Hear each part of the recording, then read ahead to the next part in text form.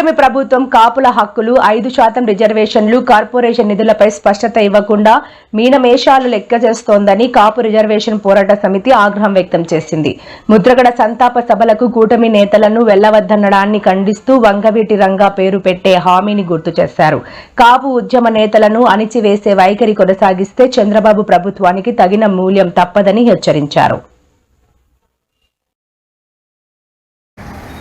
కాపు దిగ్గజ నేత దివంగత మంత్రి కిల్లంపూడికి చెందిన ముద్రగడ పద్మనాభం ఆకస్మిక మృతి అనంతరం జరుగుతున్న పరిణామాలు ఆంధ్రప్రదేశ్ రాష్ట్ర రాజకీయ చిత్రపటంపై పొలిటికల్ హీట్ను పుట్టిస్తున్నాయి. ఈ నేపథ్యంలో కాపులు వర్సెస్ కూటమి ప్రభుత్వం అన్న చందంగా ప్రస్తుతం పరిస్థితి మారిన నేపథ్యంలో హాట్గా రాజకీయ పరిణామాలు వేడెక్కాయనే చెప్పవచ్చు. ప్రత్యేకించి తాజాగా Vijayawada central MLA Bonda Umamaheswara Rao YCP నేతలతో కలిసి ప్రత్యేకించి ముద్రగడ పద్మనాభం సభలకు సంబంధించి అయితే వేదిక పంచుకున్నారనే ఒక కారణంతో వివరణ కోరారని ఒక ప్రముఖ దినపత్రికలో వచ్చిన వార్త నేపథ్యంలో వివరణ కోరారనే ఒక వార్త కాపులనైతే మగ్గుమనేలా చేసిందని చెప్పవచ్చు. దీనిపై కాపు రిజర్వేషన్ పోరాట సమితి అయితే ఒక బహిరంగ లేఖనైతే సంధించడం జరిగింది.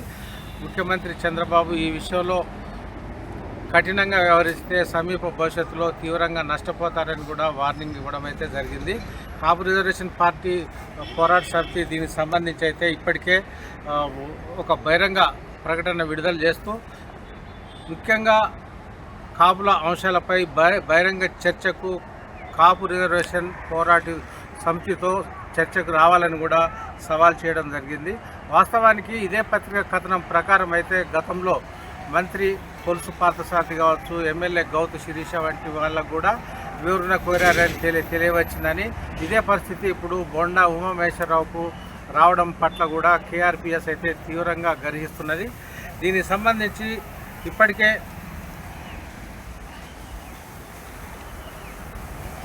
కాపు రిజర్వేషన్ పోరాట సమితి గౌరవ చైర్మన్ దాసరి రాము, అదేవిధంగా చైర్మన్ కాజా సత్యనారాయణ, వర్కింగ్ చైర్మన్ మాసపత్రుల శ్రీనివాస్తో పాటు కేఆర్పీఎస్ రాష్ట్ర కన్వీనర్ రావు శ్రీనివాసులు కూడా ఒక ప్రకటన విడుదల చేశారు. ప్రత్యేకించి తెలుగుదేశం పార్టీ ప్రతిపక్షంలో ఉన్నప్పుడు మచిలీపట్నం కేంద్రంగా ఉన్న కృష్ణా జిల్లాకు స్వర్గీయ వంగవీటి రంగా పేరు పెట్టాలని ఇదే ఎమ్మెల్యే బొండా ఉమామహేశ్వరరావుతో ప్రకటనలు గుప్పించిన విషయాన్ని గుర్తు చేశారు. మరి కూటమి ప్రభుత్వం అధికారంలోకి వచ్చిన తర్వాత అదే బొండా ఉమామహేశ్వరరావుతో స్వర్గీయ వంగవీటి మోహన్ రంగా పేరు పెట్టే విషయంలో అప్పట్లో ప్రస్తావించి ఇప్పుడు నోరు మెదపకుండా ఎందుకు ఉన్నారని కూడా వాళ్ళైతే నిలదీయడం జరిగింది.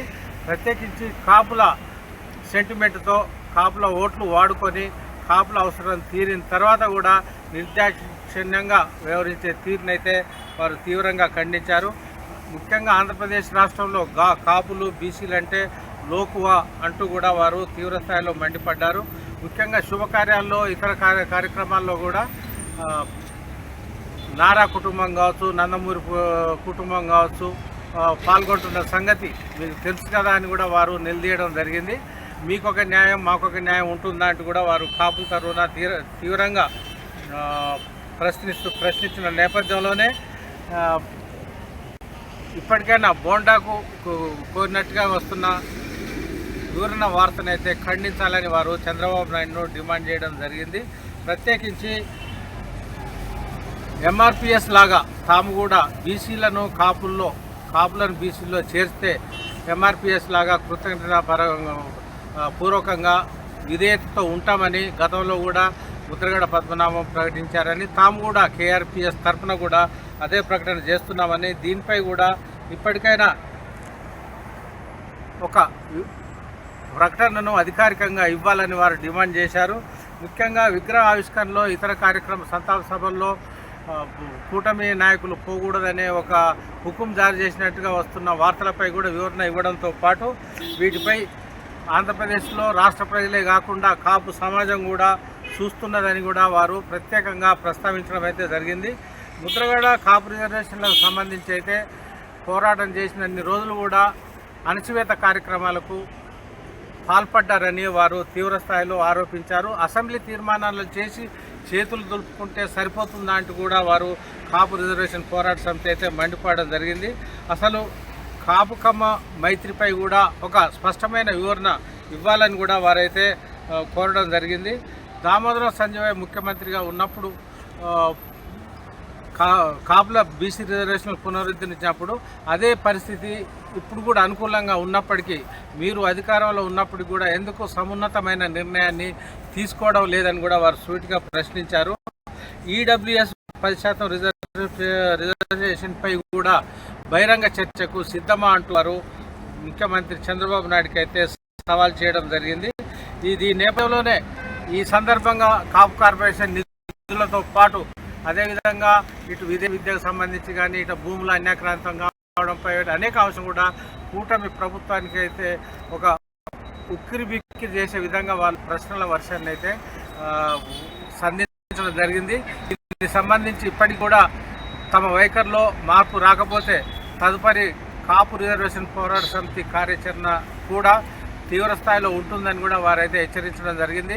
ఒకవైపు ఇప్పటికే కొలుసు పార్థసారథి విషయంలో కానీ గౌతు శిర్ష విషయంలో మాదిరిగానే బొండా ఉమామహేశ్వరరావు విషయంలో కూడా వివరణ కోరారని వార్తను అధికారికంగా ఖండించకపోయినా లేకపోతే దాన్ని ఉపసంహరించుకోకపోయినా కూడా కాపు రిజర్వేషన్ పోరాట సమితి కాపు సమాజం తరపున తీవ్ర స్థాయిలో చర్చిస్తుందని కూడా వారైతే హెచ్చరించడం జరిగింది. కాపులు న్యాయసమ్మతంగా చేస్తున్న డిమాండ్లపై కూటమి ప్రభుత్వం తగిన సమయం కేటాయించడం లేదని, మానవతా దృక్పథాన్ని కూడా కోల్పోయిందని కూడా వారు తీవ్ర స్థాయిలో మండిపడ్డారు.